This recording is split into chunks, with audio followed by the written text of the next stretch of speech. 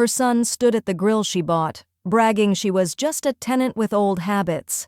Denise Parker, retired schoolteacher and duplex owner, didn't interrupt. By Monday, he'd be served a lease, a payment demand, and 72 hours to comply. He'd laughed with his wife about her prison food and unpaid kindness. She'd buried the casserole dish and raised the rent. Now, when he came knocking, the eviction notice would answer first. "We're about to begin, but if you'd like, share where you're joining from." It reminds me this story doesn't echo into silence. It lands somewhere real. Drop it in the comments and don't forget to subscribe. The hiss of the grill drifted in through the cracked kitchen window, mingling with the scent of lighter fluid and charred meat. Denise Parker stood barefoot on the linoleum, drying the last of the dinner plates she'd used for herself. A single chicken thigh, microwaved green beans, half a baked potato. Quiet, modest, the way her meals had always been when she wasn't feeding someone else. Then came his voice, too familiar to mistake, shaded in that lazy, performative charm he used around his friends. "She raised me, yeah, but she's no mother now." It was the shrug in his tone that hit first, not the words. Like it cost him nothing to say it. Like she hadn't once held his head to her chest the night his father left for good. Denise froze, the dish towel suddenly heavy in her hand, and leaned toward the window just enough to see them. Eric stood at the grill in the backyard they shared, his side technically the renter's unit, though he'd never paid her a dime. He wore that smug barbecue apron she'd bought him 2 birthdays ago, king of the grill. The irony wasn't lost on her. His friend, was it Marcus, snorted, nodding along. And then Brielle, her voice slicing through the yard like cold water on warm concrete. "She's more tenant than mom at this point." They laughed. Eric flipped a burger and tapped the spatula against the edge of the grill like a punctuation mark. The dish towel slipped from Denise's fingers, landing with a soft thwop on the counter. She didn't pick it up.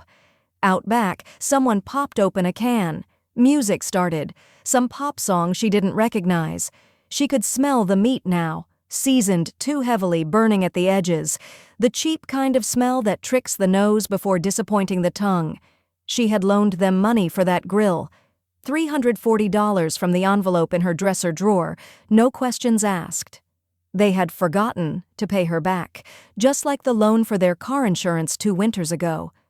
Just like the groceries, the crib, the utility overages. Denise backed away from the window and turned off the kitchen light. Her heart was neither racing nor broken. It simply thudded, a dull, weathered drum in her chest. She crossed the hallway of her unit, the quieter half of the duplex she'd paid off decades ago. Her side still had her late mother's floral wallpaper in the den, still smelled faintly of lavender and old lemon polish. It was clean, intact, hers. She passed the wall of framed photos, Eric in overalls at age 3, Eric at prom, Eric in his law school cap, and didn't look at a single one. She sat down at the roll-top desk she hadn't used in months and opened the bottom drawer with a purposeful tug. Out came the old black-and-white rental ledger, its leather cracked and creased like her knuckles. It smelled like pencil shavings and carbon paper. She had logged every tenant, every payment, every late fee in that book for 30 years. Her thumb found the ribbon marker. Blank pages, plenty of them. She flipped backward a few entries. There was Mr. Alvarez, who always paid early. The Nguyens, who sent Christmas cards for 10 straight years after moving out. She remembered those tenants with more warmth than the couple now laughing in her yard. She heard Eric say something else then. Muffled, words lost to the breeze. It didn't matter. The tone stayed with her. Denise retrieved a pen, the kind that clicked crisply and left a fine black line behind it. She clicked it once, then again. Her hand hovered above the page, then settled. She wrote, Unit B, Eric Parker and Brielle Parker, rent, to be determined. Lease, month-to-month pending update. Notes, disrespect logged. Debt remembered. She sat back, staring at the ink until it dried. The next morning, Denise didn't make coffee. She made oatmeal, plain, a pinch of salt, no sugar. The spoon clinked against the side of the bowl in rhythm with the faucet's steady drip. She sat at her kitchen table staring across the duplex wall, as if her eyes could bore a hole through sheetrock and plaster straight into their living room. They had mounted a new flat screen above the fireplace last month. She'd seen the box, discarded lazily on the side of the house, flaps flapping in the rain. 55 inches, curved display, voice-controlled. Eric had wheeled it inside himself. Didn't offer to help bring in her groceries the same day. That was the patter. And now, they upgraded their lives while downgrading her place in it. The oatmeal cooled. Denise stood slowly, joints stiff, and walked down the hallway toward her office. The ledger still sat on the desk, open to that same page from last night. Eric's name stared back at her, the way he used to in the courtroom photos she proudly framed for years. Back then, his eyes held focus, hunger, purpose. Now they just held expectation. Of her. Always of her.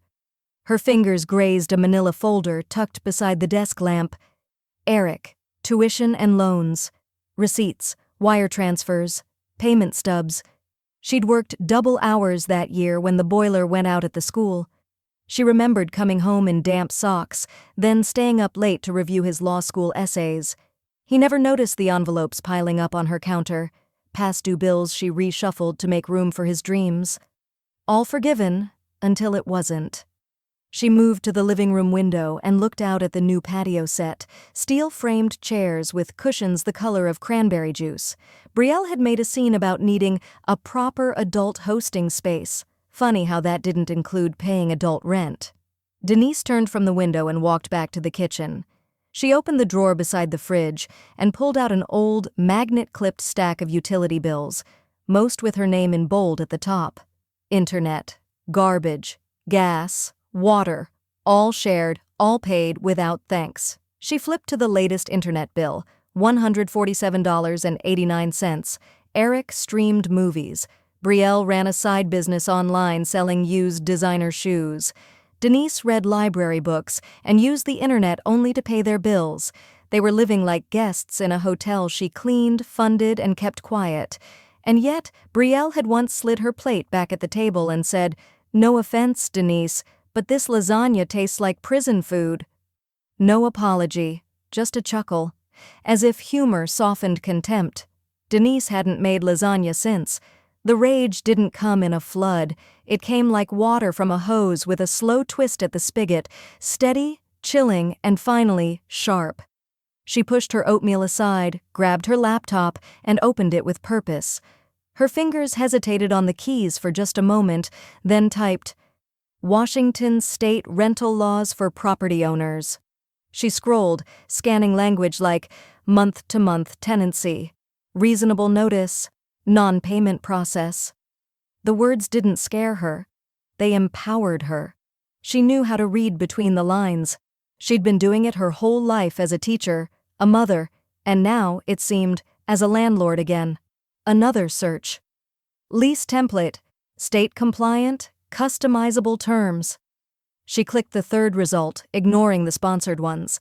A crisp, blank form opened on her screen, gray boxes ready to be filled. Rent amount, utilities, due dates, pet policy. She rested her fingers over the keyboard, the cursor blinking like a heartbeat. Calm, steady. Then typed a new line. Tenant names, Eric Parker, Brielle Parker. Her gaze sharpened. The screen glowed soft blue in the kitchen shadows. This time, love wouldn't be listed in the terms. Only numbers. The pen was smooth, too smooth. Denise clicked it closed and opened it again, testing it against her palm like a weapon she was learning to wield.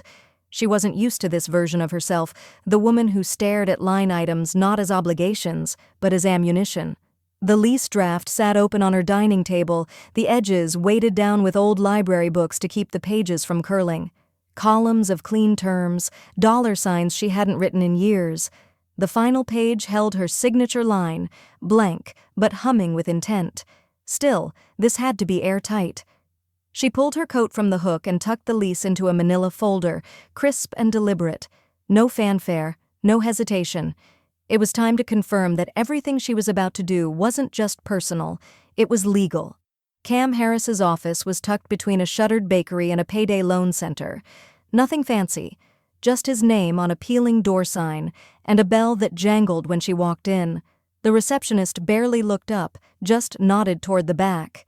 Cam stood when she entered.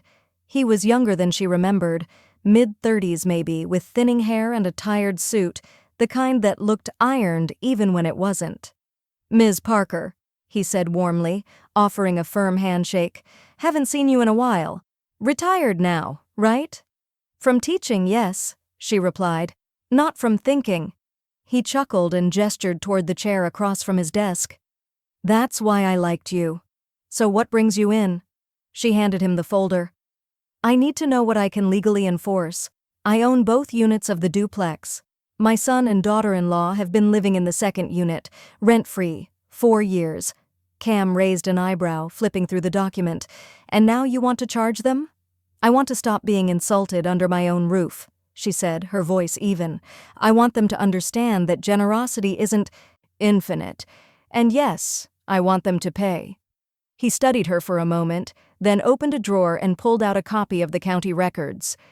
"Let's verify ownership first." She watched as he typed with fast, practiced fingers. A few clicks later, her name filled the screen twice, Lot A and Lot B, both hers, still hers. "Legally, you're the sole owner of both properties. You can enforce a lease anytime you choose, even if they're family." He tapped the edge of the lease she brought. "This, market rate, plus backdated utilities, is aggressive, but not illegal. Washington law allows for formalizing rental terms as long as written notice is given. You'd need to include utility breakdowns and fair notice." "I itemized every bill I've covered since they moved in," she said, pulling a second folder from her purse. "Every Wi-Fi charge, every trash pickup, every winter heating spike." Cam skimmed the spreadsheet and let out a soft whistle. "You built a case." "I built a life," she said. "They just moved in and assumed it came with maid service." He leaned back, nodded slowly. "If you want, I can have my office send this over certified. Add some bite when it's on legal letterhead." But Denise shook her head. "Number, I'm delivering it myself." Cam blinked. "Are you sure?" "They might not take it well." "I'm counting on that." The next morning, the sky over Tacoma was gray and low, the kind that felt like it could spit rain or snow but hadn't yet decided. Denise stood on the porch between the 2 units, folder in hand, breath visible in the cold. Her slippers were traded for black flats. Her cardigan was buttoned to the top. She looked like a Sunday school teacher with a vendetta, and she was fine with that. From inside their unit came the faint sound of a television and the clink of dishes. Life uninterrupted. Life she had made too easy. She raised her hand and knocked, 3 hard, sharp raps that echoed against the siding. No hesitation.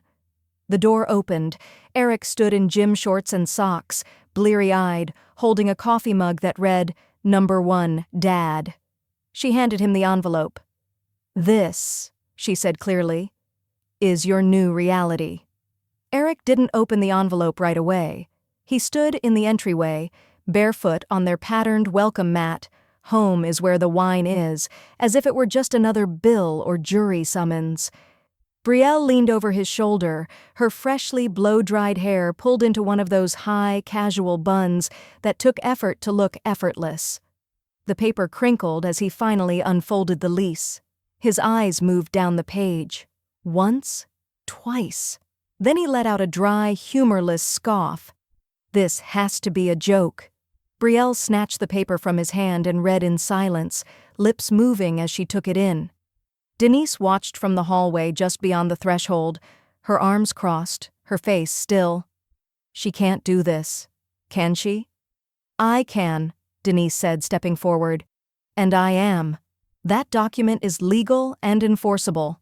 Signed, notarized, and time-stamped by your own state." Eric looked up at her then, not confused, not hurt, just annoyed, the kind of look he used to give when she asked him to take the trash out as a teenager. Like responsibility was always an inconvenience. "You're really gonna charge your own son rent," he said, "like I'm some stranger off Craigslist."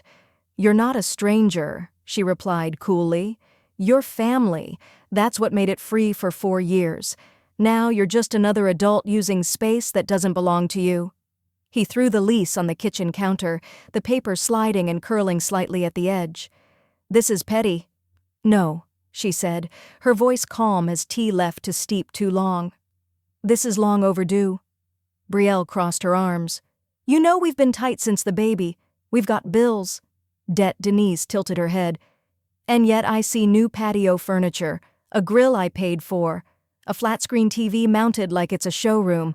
Funny how tight never touched your comforts." Eric raised his voice slightly. "You could have just talked to us, instead of pulling this legal stunt." "I did talk," Denise said, stepping into their space now. "Every time I paid your bills, I was speaking.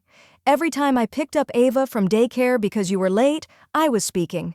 Every casserole, every tank of gas, every babysitting night when I had the flu.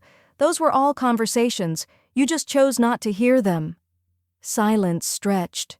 The air inside the unit was thick with the scent of reheated takeout and lavender wax melts. Brielle bit her bottom lip, scanning the lease again like it might change if she blinked fast enough. "There's a late fee?" she snapped. "You're seriously charging us late fees?" "I'm charging you what the world would," Denise said, "and for once, I'm letting the world set the price." Eric turned away, hands on his hips, pacing a little now. "You've changed." "No," Denise said, her voice lowering. "What changed was your respect for me. I'm just catching up." He stood still then, shoulders tight. Brielle glared at the paper like she could tear it into something kinder. Then came the line, not shouted, not even said with fire, just muttered like it was truth hiding inside venom. "If you wanted war, you've got it." The words weren't loud, but they landed like a hammer on drywall, cracks forming deep, not visible at first glance. Denise didn't respond. She didn't blink.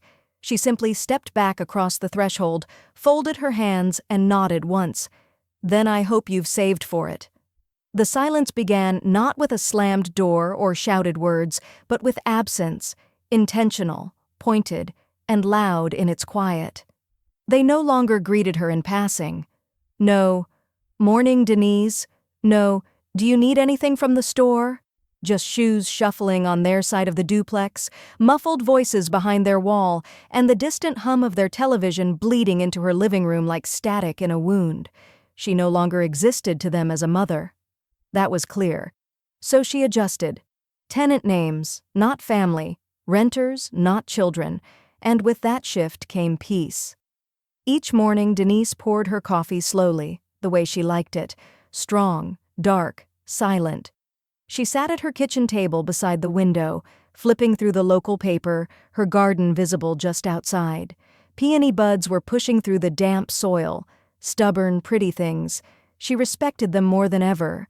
At the library, she picked up a new mystery novel, smiling at the clerk like she wasn't a woman currently evicting her own son. At church, she sat in her usual pew and hummed hymns softly, letting her voice slip in and out of the crowd like mist. When asked about Eric, she answered plainly, "He's in transition." And then came the date, the 1st of the month. A Thursday, cold and clear. She waited until noon. Nothing. No check, no online deposit, not even a message. She refreshed her bank app twice, though she already knew. By 3 p.m., she emailed Cam. Subject: Rent unpaid. Proceed. Attachment: Signed lease plus utility breakdown. Cam responded just 40 minutes later. Late rent notice drafted and sent. PDF attached for records. She opened the document, scanned her own words woven into legalese. The language wasn't cruel. It was just cold enough, exact, formal, firm. That night, the house was thick with tension. Denise could feel it in the drywall. She heard footsteps overhead, a drawer slammed too hard, whispered arguing through vents that weren't meant to carry voices but did anyway. She didn't lean in to listen. She didn't want the details. She only wanted distance, and now she had it. They had parked their car slightly crooked in the driveway that day. One tire was just on the line of her side, as if defiance could take the shape of rubber and rust. She let it sit there. Another mistake, another item for the list. Friday passed. No payment. Saturday morning, she trimmed the hedges outside and raked the mulch. Her gloved hands moved steadily, methodically, as dead leaves crunched beneath her boots. When she turned to go back inside, Brielle was standing at their kitchen window, phone in hand, watching her. Denise didn't wave, didn't nod. She simply turned away. By Sunday evening, Denise was putting away clean laundry when she heard a thud at her front door. Not a knock, a drop. She opened it to find a thick white envelope sitting on her welcome mat, her name typed on the front in a font too formal to be neighborly. She brought it inside with calm hands and sat down at the table to read. RE, claim of mental duress. Client, Eric Parker filed via representation of Jameson and Company, Family Law Division. The letter was 6 pages long. In short, Eric claimed that the sudden demand for rent from a maternal figure constituted emotional coercion, that the arrangement had been verbal, understood, and implied as permanent, that due to psychological stress, they were not in a financial or emotional state to comply with abrupt tenancy enforcement. Denise read every line, once, then again, no apology, no admission, just spin and accusation dressed in letterhead. At the bottom, the lawyer had scribbled a note. Would prefer to resolve amicably. Our client is open to a conversation. Denise tapped the page with her index finger. A laugh escaped her lips, short, breathless, edged with disbelief. Then she opened her laptop and began typing a reply to Cam, subject line, "New development? Let's play chess." The cursor hovered over the screen like it was waiting for permission. Denise didn't hesitate. She clicked Remove Access on the Xfinity portal and watched their devices vanish from the list. Brielle's iPhone, Eric's laptop, the Fire Stick named Living Room King. Gone. Then she opened her waste management account, scrolled past the billing history, every invoice in her name, every service address tied to Unit B, and clicked Cancel Pickup for their bin. The world was digital now, cold in all the right ways. She never had to raise her voice to make a point, just press keys. Within minutes, the silence began. First, it was the faint creak of their bedroom door opening above her, then footsteps, heavy, annoyed. Eric pacing, searching. She could picture it perfectly, him lifting the router, staring at blinking lights like they owed him an explanation. Downstairs, Denise watered her aloe plant, serene in the rhythm of the task. The spout clinked lightly against the clay rim. By noon, there was a knock on the shared wall, 2 quick pounds, a pause, then 3. Denise didn't respond. Her phone buzzed. Eric, internet's out. Did something happen? Denise, yes, you stopped paying. 5 minutes passed. Then another knock, louder this time. She muted the sound on her phone and turned on the old gospel CD player, letting Mahalia Jackson fill the room with strength. That evening, garbage bags started stacking near their back door, plastic tied with angry knots. Denise watched from her window as Brielle struggled with a bulging kitchen sack, then dumped it into a neighbor's bin. She didn't even close the lid. By Wednesday, Denise had filed the eviction paperwork. Cam submitted it with a timestamp and a note. We're now officially counting down. She printed a copy of the notice and taped it, centered, level, clean, to their front door. Then came the shift, the smear campaign. It started with a Facebook post. When your elderly mother goes full psycho landlord and forgets who raised WHO. Attached, a grainy photo of their Wi-Fi error screen, the router light blinking red. Then Eric posted a video to his Instagram story, him sitting on the edge of their bed holding the eviction notice.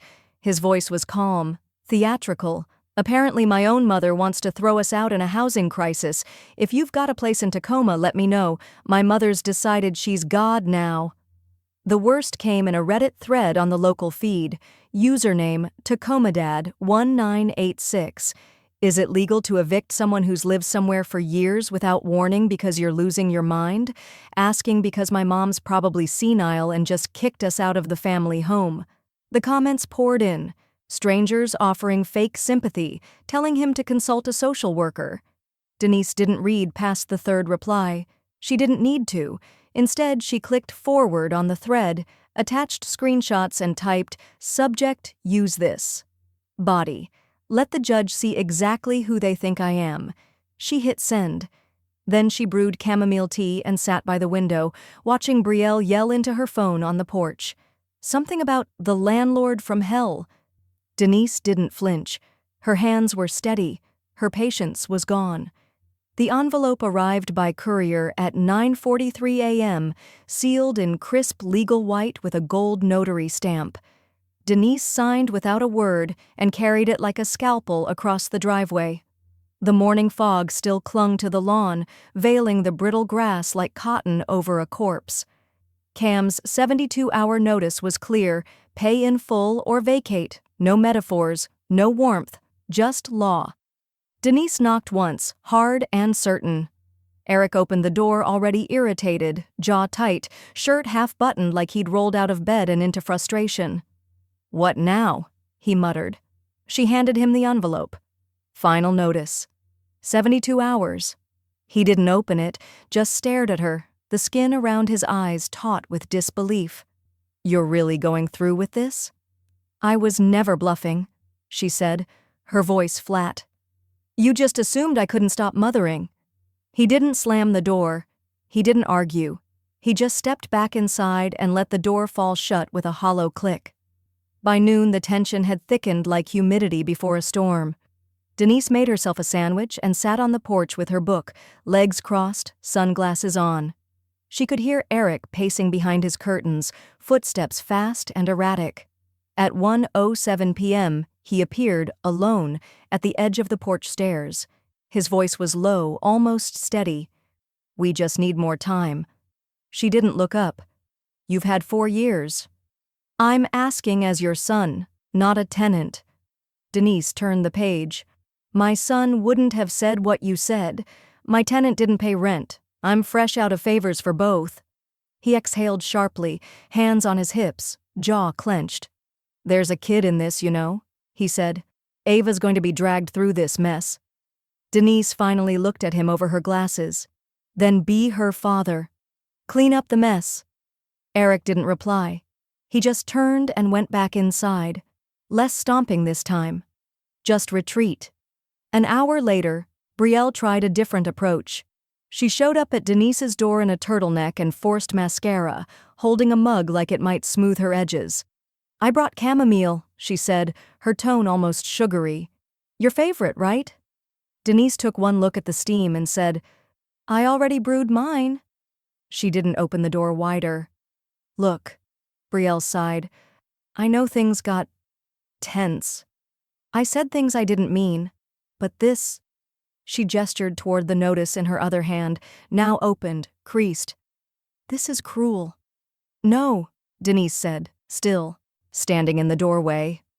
"This is correction. I'm not heartless. I'm just finished being exploited." Brielle blinked like she'd been slapped. She opened her mouth, then shut it. She stood there a moment longer, her fake humility slipping at the corners. "You'll regret this," she said, quiet now, "when you're old and alone." Denise smiled, small and sharp. "I've been alone since you moved in." Then she closed the door. That night, a breeze rolled in off the sound, shaking the window panes ever so slightly. Denise moved through her apartment calmly, folding laundry, wiping counters, checking locks.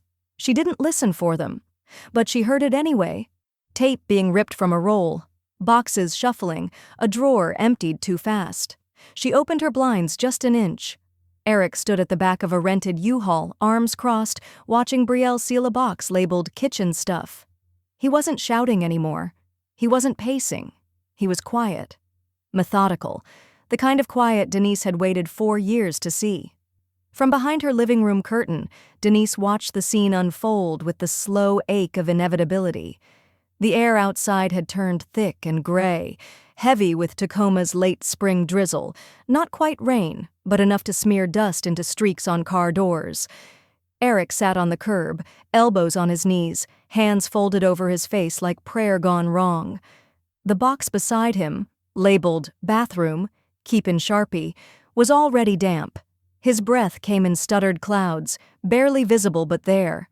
Denise could tell by the rhythm of his shoulders. This wasn't a tantrum. It was unraveling. Brielle was all angles and speed. Heels clacking, lips tight, mascara smudged like she'd forgotten she wasn't still pretending to be composed. She heaved a suitcase into the back of their sedan, slammed the trunk with a kind of rage that had no landing place. Then she opened the passenger side, tossed in a diaper bag, and muttered something at Eric without looking at him. He didn't respond. Neighbors peeked out from behind blinds. Mr. Keeler from 2 houses down paused his dog walk. The Bennett's teenage son slowed his skateboard just long enough to clock the U-Haul in the driveway. No one helped. No one intervened. Denise didn't move. She let the curtain fall back into place and sat at the edge of her armchair, hands wrapped around a lukewarm cup of chamomile. No sugar, no lemon. Just bitterness, steeped slow. He used to cry over scraped knees. She remembered that. When he was 5, he fell off his tricycle and came running in with gravel embedded in his palms, howling like the world had ended. She sat him on the kitchen counter, cleaned the wounds with peroxide, and hummed until he calmed down. He clutched her sleeve the entire time, sobbing into her shoulder. That was a long time ago. Now he cried for a future he assumed would always be waiting for him, a safety net he'd set on fire and expected to still catch him. Denise stood and walked to the kitchen. She didn't rush. There was no satisfaction in watching your child crumble, only clarity. She opened her laptop, entered her banking portal, and refreshed the screen. New deposit, $498,600, memo, property closing, duplex sale finalized. She exhaled, slow and full, no gasp, just release. The duplex was gone, sold, both units, hers and theirs. The buyers were a young couple from Seattle, engineer and nurse, who offered above asking and waived inspection. Cam had handled the closing paperwork. Denise hadn't even stepped into the title office. She'd signed at home, digital ink on digital paper, while Eric and Brielle argued about moving boxes and who forgot to cancel the Amazon Prime. She'd bought a 2-bedroom condo near the Sound with part of the funds. Quiet, clean, ocean breeze through double-paned windows, community garden, senior yoga on Tuesdays. She hadn't told them. Not until now, not until they sat on the curb, waiting for a miracle that had already been sold to someone else. Back at the window, Eric wiped his face with the sleeve of his hoodie. He stood slowly, knees cracking, then shoved his hands in his pockets. Brielle beeped the car horn, short and impatient. He flinched. Denise leaned her head against the glass. No triumph, no regret, just stillness. He turned once, glancing back toward the duplex, not up at her window, not at the unit, just toward the building itself like it had betrayed him. She whispered aloud, just once, "I didn't throw you out." You walked past every warning. Her phone buzzed. A message from Cam. Confirmed. Title transferred. You're officially out. She turned off the lights, packed the last of her books into a tote bag, and whispered to the empty house, "So are you." The paper fluttered slightly in the breeze, its edges tugged by the coastal air like it was second-guessing itself. Denise smoothed the corners with 2 pieces of clear tape, pressing them hard against the wooden gate between the driveway and what was no longer their yard. Notice, to vacate. 30 days. Typed in bold, posted legally, impossible to miss. She stepped back, adjusted the angle, and took a photo on her phone. Proof. It was a different kind of milestone. Not birthdays, not graduations. This time the moment was about reclamation. She could still picture a 5-year-old Eric standing on a plastic step stool, taping his crooked drawing of a fire truck onto the refrigerator with a magnet that barely held. "It's you and me driving away," he'd said proudly, a jagged red box with 2 stick figures smiling inside. Now she was posting the opposite, a message that said, "This is where we stop sharing space." By lunchtime, it had circulated. Eric took a photo of the notice and blasted it in a group text to the extended family. Denise wasn't included, naturally, but she had her sources. Her cousin Maggie sent her a screenshot within the hour, followed by a warning. "Eric's trying to make you the villain. He says you're throwing him out like trash." Within hours, the emails and voicemails started. "Aunt Trudy, you raised him. You can't just abandon him." Niece Kayla, Is everything okay? He says you're not yourself lately. Even old family friend Mrs. Granger wrote from Florida. Surely there's been a misunderstanding. Denise didn't reply right away. Instead, she pulled out a fresh manila envelope, labeled it Parker Financials, and began stuffing it with copies. Medical bills, groceries logged, utility payments since 2020 with highlights on the totals, the hospital invoice from when she fainted last summer, exhaustion, dehydration, stress. She included the printed lease, the photo of the posted 30-day notice, and a note handwritten in sharp, steady cursive. This isn't about family. It's about fact. I gave until I was empty, and then I gave more. What you're hearing now is the sound of me refilling. She mailed out 6 copies that afternoon. No stamps with flowers, just the USPS standard. Impersonal. Director. That evening, Denise sat in her now half-empty living room, her last stack of books boxed neatly at her feet. The light from her reading lamp pooled in the corner like a stage spotlight, and for once, she let herself pause. The duplex echoed in a new way, like something had been removed, not furniture, but weight. Through the window, she could see Eric pacing on the sidewalk just past the gate. His phone glowed in his hand. His mouth moved, but no one was around.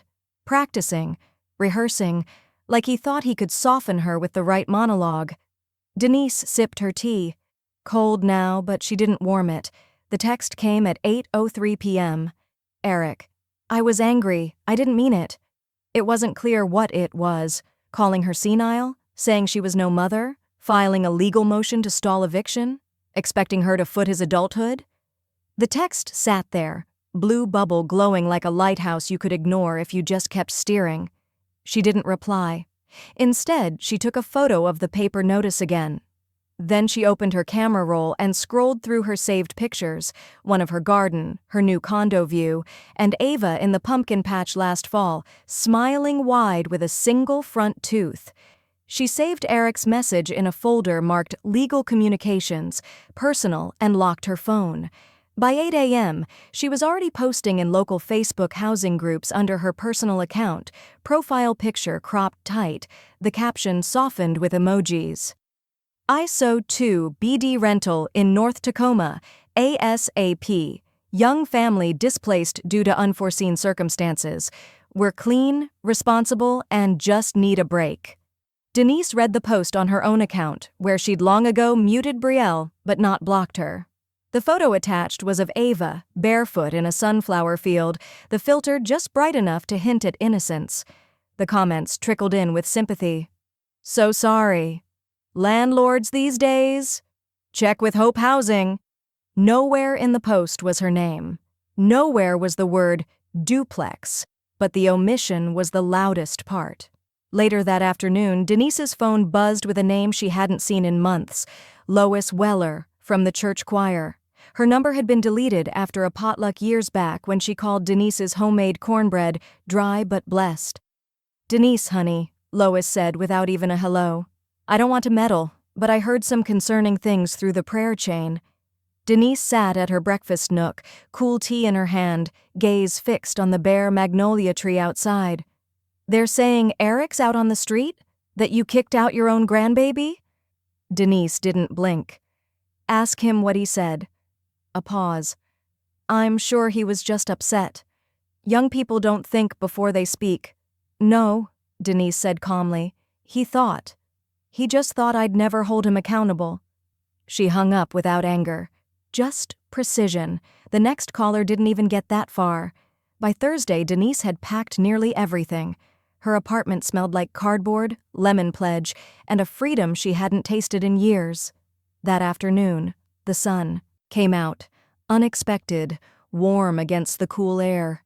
She opened the window, let it in. From down below, she could hear Brielle arguing with someone on speakerphone, real estate agent probably. Her voice was sharp, nasal, like plastic crinkling under strain. You don't get it. We have money. We just didn't expect this. She was fine until she snapped. Denise didn't move, just stirred her tea. That evening, she spotted Eric on the porch, alone, back hunched, phone clenched in one hand. He stared at her door for a long time, long enough to feel it. Then he approached. 3 knocks. Software too soft to be brave, too loud to be casual. Denise didn't answer. He knocked again, waited, then leaned in. "Can we just talk?" he said, voice tight and raw. "One last conversation, please." She stood just inside, still, her breath quiet. The light in the hallway dimmed naturally, shadows stretching across the floor like slow arms. Eric waited another 30 seconds, then turned. His footsteps were heavy going down. A box shifted in the truck bed. The car door opened, closed. Denise picked up her phone. No missed calls. Just a new email from her realtor. "Condo is cleared for move-in next week. Let me know if you want the keys early." She looked to the window. The porch was empty. The silence had never sounded more deserved. Denise didn't sleep the night before. She didn't need to. She had packed the last of her books by midnight, her dishes by 2, and the feeling of motherhood by dawn. At 9:12 a.m., the moving truck rumbled up the cracked driveway like it had regrets. The hydraulic hiss as it parked seemed louder than it needed to be. Denise stood on her porch with a mug of black coffee that had already gone cold, her slippers planted firmly on the wood planks, her cardigan buttoned up to the throat. The sky was overcast, but her intentions were clear. The movers, 3 20-somethings in sweatshirts and headphones, descended on the duplex with the indifference of people who'd seen worse. They didn't knock. They just started loading. Brielle was nowhere to be seen, but her energy lingered. Perfume, tension, control wrapped in chaos. The front door to Unit B swung open and stayed that way. Denise could see into the living room. The couch was half wrapped in plastic. A basket of laundry sat next to a suitcase stuffed but not zipped. The chaos was precise, rushed, angry, ungraceful. Eric stepped onto the porch once, carrying a box labeled "Fragile," Ava's room, even though Ava wasn't there. Probably at daycare, probably not told much. He paused at the steps and looked up toward Denise. She didn't flinch. His mouth twitched like he might speak. Instead, he looked down and shuffled the box to his other hand. No apology. Not even a nod. Just a breath held too long, then dropped as he descended the stairs. Denise watched without blinking. She wasn't angry anymore. What she felt was cleaner, colder, like washed glass. She could see him now, all the way through. Midway through the morning, one of the movers emerged holding a large, dusty Rubbermaid bin. The lid was half off, contents rattling. As he passed the truck, he tripped slightly on the uneven pavement. The bin lurched sideways, and a photo album tumbled out, thudding against the driveway. It was red, worn at the spine. Denise recognized it instantly. Eric saw it too. He was only 10 feet away. He looked right at it, looked at her, then turned and kept walking. Didn't bend, didn't pause, didn't even pretend to care. The album lay open to a photo of him in 3rd grade, gap-toothed, arms wrapped around a golden retriever they never kept. He'd cried for 3 days after that dog was rehomed. He said Denise didn't understand what loss felt like. Now he left it there in the driveway like junk mail. Denise didn't move until the truck's ramp clattered shut. The movers exchanged a quick goodbye. One of them nodded toward her politely. She gave a slight nod back, nothing more. No one said a word about the photo album still lying near the tire tracks. By noon, the U-Haul was gone. The duplex stood quieter than she'd ever heard it, hollow, like a house that had swallowed its own voice. Denise stepped off the porch slowly, her slippers brushing gravel. She stooped with care, not because her body demanded it, but because the moment did, and picked up the album. The cover was smudged, a corner bent from the fall. She brushed it with her sleeve, flicked away a speck of dust, and turned the page once. There he was, 12 years old, grinning, holding up a spelling bee trophy in the kitchen she still lived in. Her younger handwriting labeled the back, "My boy, 1st place." All heart. Denise closed the album and tucked it under her arm like a purse. She didn't cry. Instead, she walked inside, locked the door behind her, and placed the album on top of the last box she had to carry out. The walls of the duplex were yellowed where picture frames used to hang, squares of ghost memory surrounded by sun, faded paint. Denise ran her fingers along one such rectangle near the front door, where a photo of Eric at 16 had once lived. Football uniform, cleats muddy, smile cocky. She remembered the way she scrubbed that jersey clean with baking soda and prayer. Now the nail hole stared back at her, empty and unapologetic. The realtor, a bright-eyed woman named Kelsey, stood near the staircase holding a clipboard. "Final walkthroughs all set. I'll just need your keys, Ms. Parker." Denise looked around one last time. The air smelled faintly of pine sol and closure. No echoes, no emotion left to echo with. She pulled the keys from her pocket, 3 of them, still warm from her palm, and dropped them into Kelsey's hand. "Take care of it," she said softly. Kelsey smiled, businesslike. "They're excited, the new couple, first-time buyers." Denise nodded, but her eyes were fixed out the front window, past the driveway, past the mailbox, past everything she was done holding on to. The condo was small, modern, clean. No upstairs neighbors, no shared walls, just one wide, west-facing window that spilled light into the living room and made her couch glow in the afternoon like it had never glowed in Tacoma. She unpacked slowly, box by box, each item selected and intentional. No clutter made the trip, no regrets made the cut. Her new kitchen smelled like real wood and possibility. The fridge hummed gently. No leaking faucet, no drywall patch jobs, no memories leaking through the floorboards. 2 days after she moved in, her doorbell rang. She opened it to a woman in her early 70s with silver hair tied in a low ponytail, a glass baking dish wrapped in a towel. "I'm Joyce. I live across the hall. Figured I'd say hello before the gossip gets to you." The woman smiled. "Lemon bars, no nuts. I ask first. My son has allergies." Denise blinked. "Thank you. That's considerate." "I try," Joyce said. "I've learned not to assume people want sugar shoved at them." She handed over the dish and added with a wink, "But they usually do." Denise chuckled and stepped aside. "You want to come in for coffee?" Joyce raised a brow. "Only if it's not instant." "It's not." They sat by the window, sipping from mugs with real cream, watching gulls dip and rise in the distance. Joyce didn't pry. She didn't ask why Denise moved or whether the lemon bars reminded her of anything. She just let the silence settle naturally. For the first time in months, Denise didn't feel like she had to defend her stillness. When Joyce left, Denise placed the lemon bars in the fridge and rinsed the mugs, humming a tune she hadn't heard in years. It was the kind her mother used to hum while folding laundry, half hymn, half murmur. She felt full, not with sweetness, with space. The next morning she opened her new mailbox for the first time.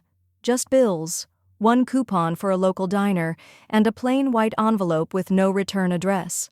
The handwriting was thin and slanted, like someone writing from a distance they didn't want to close. Inside was a single sheet of paper. No greeting, no signature, just 6 words.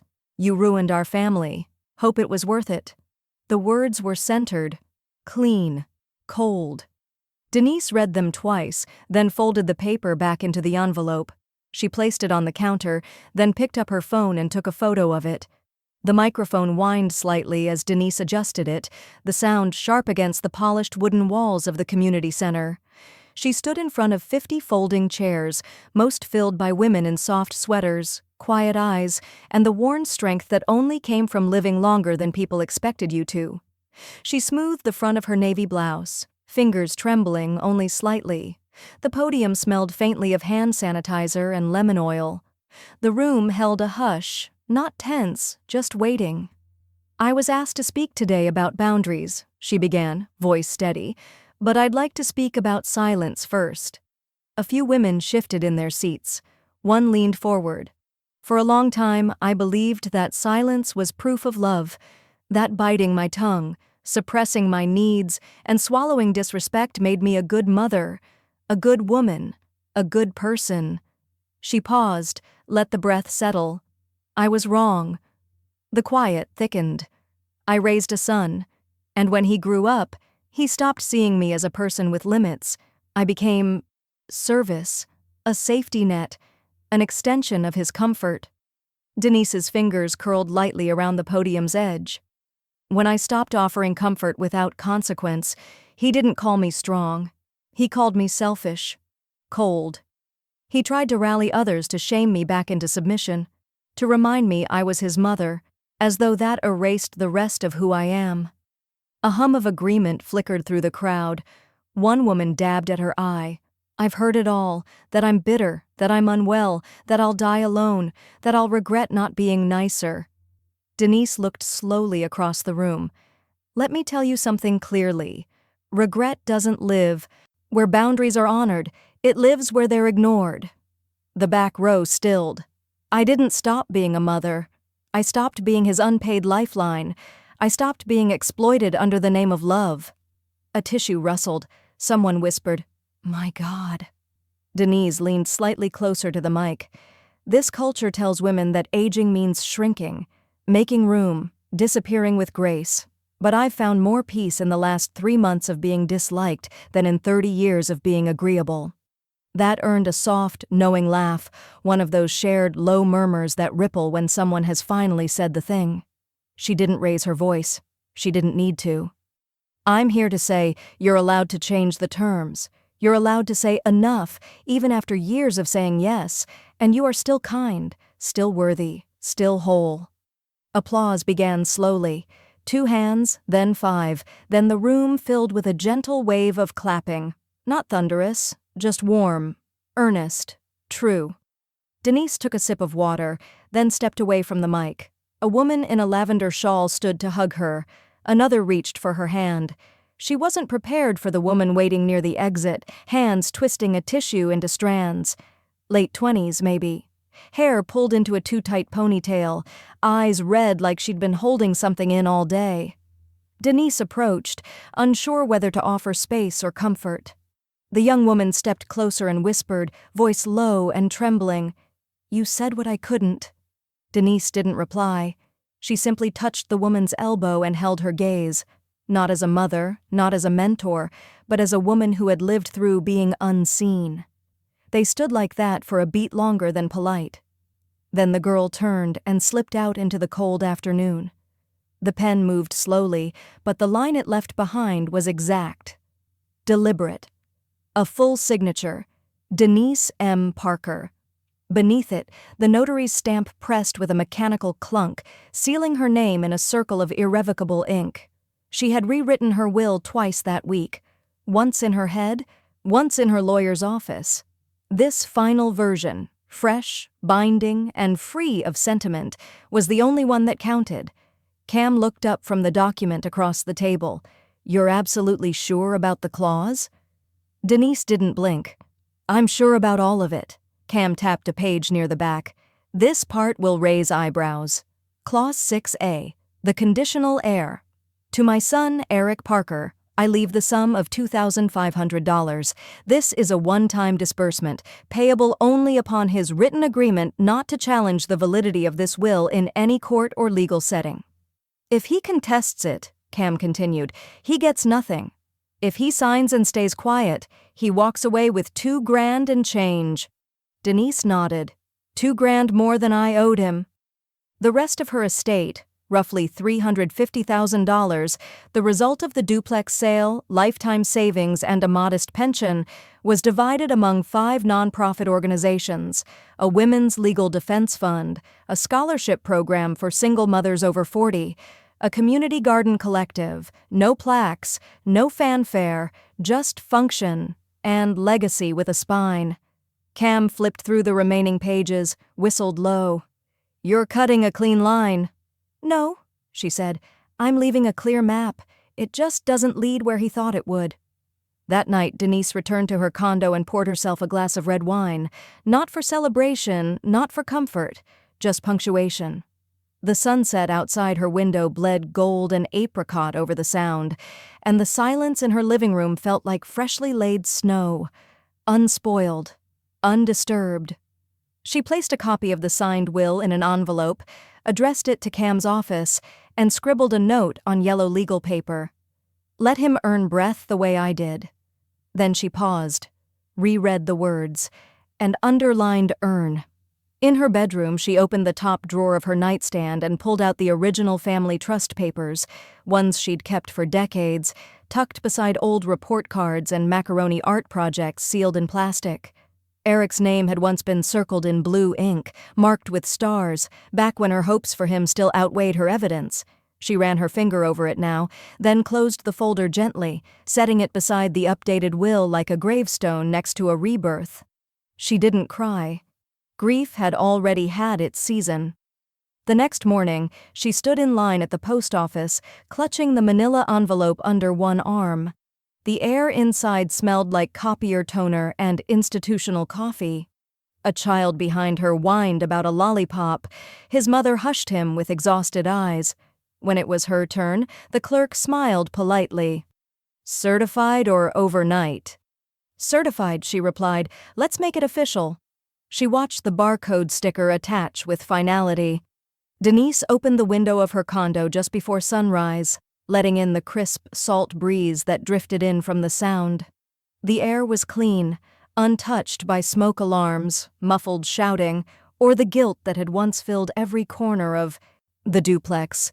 This air belonged only to her. The curtain danced lightly behind her as she leaned on the sill, breathing in, deep and even. Below, the city was waking. Faint traffic, the beep of a reversing delivery truck, birds arguing in the gutters. But inside, it was still, not empty, whole. She had unpacked slowly, deliberately, each item in its place. No more boxes shoved into closets with "sort later" scrawled in haste. Her bookshelf arranged alphabetically, her teacups lined like porcelain soldiers. Her plants, 5 of them, reaching for the morning light like they trusted it would come. This was not a home built from sacrifice. It was one built from decision. Later that morning, Denise walked to the community co-op garden, a tote slung over one shoulder and her name tag, Denise Parker, Plot 12, clipped to her sweater. The soil was soft under her boots. The herbs she'd planted last week were already reaching up in tight little curls. She crouched beside the rosemary and brushed a sprig with her fingertips. The scent rose instantly, earthy, sharp, honest. "Smells like someone knows what they're doing," a voice called behind her. She turned to see Mr. Weathers from Plot 9, holding a tray of tomato starters and smiling wide. "I've killed less this year," Denise said. "Progress." He chuckled and moved on. They didn't talk about family, politics, or why any of them had ended up with dirt under their nails at 70. Just plants, weather, things that grew when you tended them properly. She stayed another hour, trimming, watering, humming a gospel tune no one else seemed to recognize. When she finally packed up, she stopped by the community mailbox on her way in and slipped in a stamped, hand-addressed envelope. The letter inside was brief, clean, no return address. "Eric, the door you closed was the last one I left open. No need to respond. This is not an invitation. It's a record. You chose your words. I chose my peace. Denise." She slid the envelope in and watched it disappear into the slot. Gone. Like the version of her he once mistook for permanent. That night, she curled into her favorite chair, the blue one with the quilted armrest she'd repaired herself. A lemon bar sat on a plate beside her. Her tea was just the right temperature. The phone rang once, then twice. She didn't check the number. She let it go to voicemail. She pressed play on her favorite vinyl. Billie Holiday's voice warbled through the speakers, low and honeyed. It filled the condo with something she hadn't known she'd been missing, the sound of choosing herself, uninterrupted. The next morning, she opened the window again, and there, on the breeze, came the faintest sound of children playing at the school 2 blocks over.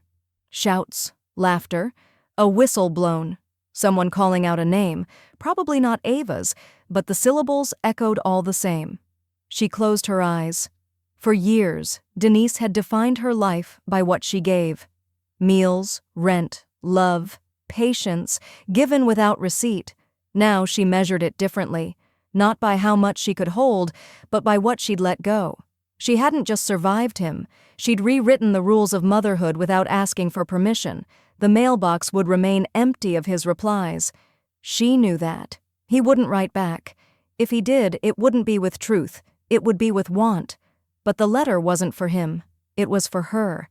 A period at the end of a sentence she'd waited too long to finish. She closed the window, the light stayed, the past stayed out, and the future, for once, was quiet enough to hear herself think.